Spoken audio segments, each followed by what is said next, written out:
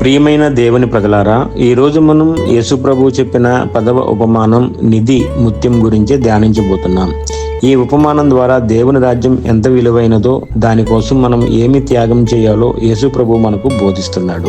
Bible గ్రంథంలో మత్తయి సువార్త 13వ అధ్యాయము 45 నుంచి 46 వచనాలలో ఈ విధంగా వ్రాయబడి ఉంది. పరలోక రాజ్యం మంతి ముత్యములను వెతుకుచున్న వ్యాపారినితో పోల్చబడింది. అతడు ఒక గొప్ప విలువైన ముత్యమును కనుగొని తనకు ఉన్నదంతయు అమ్మి దానిని కొనెను అని వ్రాయ. ఈ ఉపమానం వివరణ: వ్యాపారి అంటే సత్యాన్ని వెతుకుతున్న మనిషి.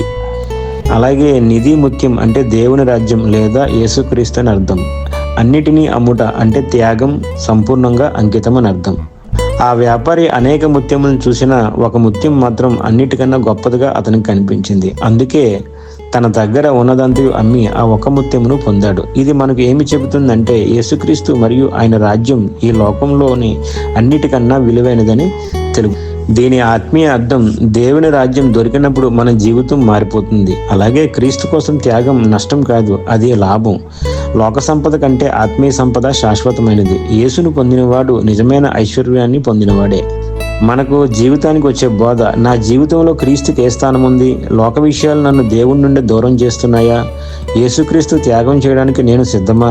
శాశ్వతమైన దాన్ని నేను ఎంచుకుంటున్నానా అని మనం తెలుసుకోవాలి. ముగింపు ప్రార్థన: ప్రభువైన యేసయ్య, నీవే మా జీవితంలోని అమూల్యమైన నిధి ముత్యమువు. ఈ లోక విషయాల కన్నా నిన్నే ముందు పెట్టి హృదయాన్ని మాకు దయచేయము. నీ రాజ్యాన్ని పొందే జ్ఞానాన్ని, విశ్వాసాన్ని, అంకిత భావాన్ని మా జీవితంలో నింపుము. మా జీవితం ద్వారా నీ నామం మహిమ పొందినట్లు చేయము. యేసు ప్రభు నామంలో ప్రార్థిస్తున్నాం. ఆమెన్. ఈ ఉపమానం మీ హృదయాన్ని తాకిందా? లైక్ చేయండి, షేర్ చేయండి, ఛానల్ని సబ్స్క్రైబ్ చేయండి.